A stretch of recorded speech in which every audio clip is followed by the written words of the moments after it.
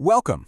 In today's Explainer, we're diving into a really powerful teaching from Bill Vincent of Revival Waves of Glory Ministries. And it's all about a transformative journey he calls being refined by fire. But what's so fascinating is where it all begins. As you're about to see, it starts with a vision that connects spiritual growth to one of the most famous scientific equations in history. So right off the bat, here's the puzzle at the heart of it all. What in the world could Albert Einstein's equation, E=mc², possibly have to do with faith? I mean, those two things feel like they're from completely different universes. But according to Bill Vincent, it has everything to do with it. This exact formula appeared to him in a vision, and it sparked a huge spiritual revelation that completely reframes how we can look at personal growth. And that's what makes this so wild, right? The starting point isn't a familiar scripture or a traditional symbol. Nope, it's a formula straight out of a physics textbook. This vision, well, it becomes the key that unlocks a much deeper message. It suggests that the principles of immense energy and transformation we see in science have a direct parallel in the spiritual world. It's a hook that kind of forces you to look at faith through a totally different lens. So, this vision, it leads to the first big idea in this teaching, what he calls a call to graduate. The message here is that, for a lot of believers, it's time to move past just being a student of faith, It's a call to level up, to reach a new stage of spiritual maturity, to get out of the classroom, so to speak, and start applying what you know in a much more real and powerful way. Now, let's be clear, this doesn't mean you ever stop learning. Not at all. The whole graduation idea isn't about reaching some finish line. It's about moving into a new phase. Think of it like this. It's the difference between studying engineering in a lecture hall and actually being out there, on site, building the bridge. It's a call to take your faith off the page and make it the actual framework for your day-to-day, moment-by-moment life. Okay, so let's get back to that mysterious equation. If we're being called to graduate, what are we graduating into? What's the advanced subject we're supposed to master? Well, in this teaching, E=mc² is a symbol for something absolutely massive, but also deeply personal. The unfathomable mind of Christ. That is the divine equation we're meant to unlock. In this mind of Christ, it's not about just being smarter or more religious. It's described as a complete reboot of your mental operating system. The whole goal is to tap into new levels of divine wisdom and to keep your focus on spiritual truths instead of constantly getting bogged down and distracted by all the daily, earthly stuff. It's really about changing your default perspective from the temporary to the eternal. And this is a really key distinction to make. This isn't some mindset you just put on for an hour on Sunday and then take off Monday morning. It's not something reserved for a handful of super spiritual people, and it is definitely not some magic trick to avoid life's problems. No, it's a constant state of being. It's a mind that's set on things above, and that's what gives you the spiritual insight to navigate all of life's messes with real wisdom and clarity.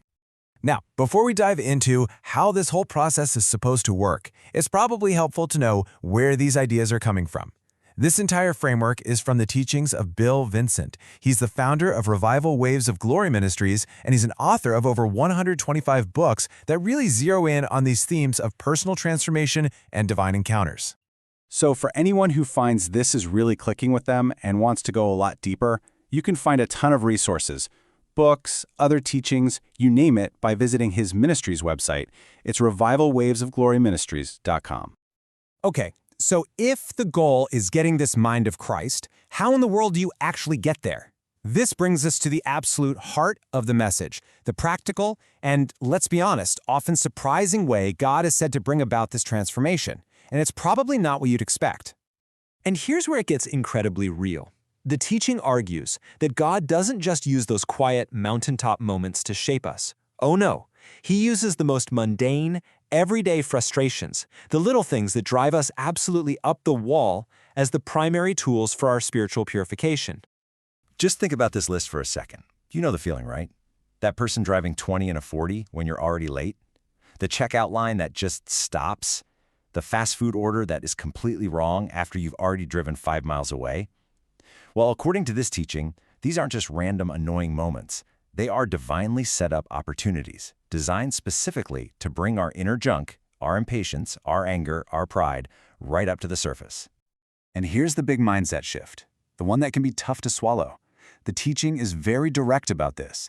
Your reaction is the whole point. The frustration that boils up when someone cuts you off in traffic. That feeling reveals what needs to be refined, not in them, but in you. The other person is just the catalyst. The real work is always internal. So this whole process of purification is described using three really powerful metaphors. First, there's fire, which is that intense heat that just burns away all the worthless stuff in our character. Then there's boiling, where a steady heat makes all those impurities rise to the top so they can be identified and skimmed off. And then there's breaking, the idea that sometimes, like a flawed piece of pottery, we have to be broken down before we can be remade into something truly beautiful and strong.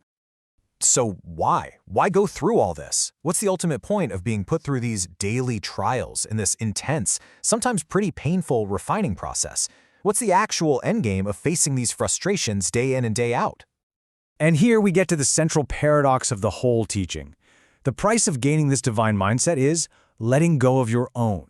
It means you have to surrender your reactive, impatient, easily frustrated earthly mindset to make room for something new. The whole process is designed to help you lose your mind, that ego-driven, easily offended mind, so that you can receive His. So this is maybe the most important takeaway.